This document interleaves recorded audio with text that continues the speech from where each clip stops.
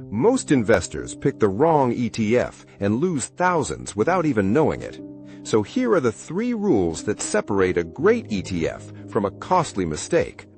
Rule number 1, TER, the annual fee, always as low as possible. Rule 2, diversification, how many stocks does it hold? More stocks, less risk.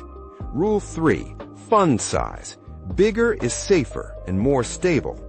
Now let me show you 3 real ETFs tested against these rules.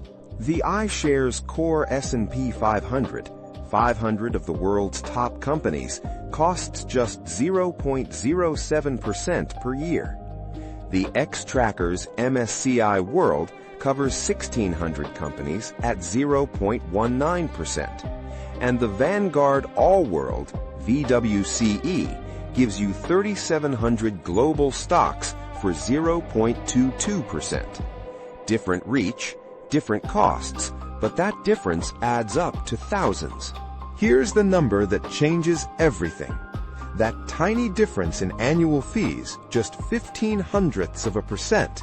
Invest €500 a month for 20 years, and the iShares S&P 500 gives you over €15,000 more than the VWCE. €15,000 just from lower fees. So stop overthinking it.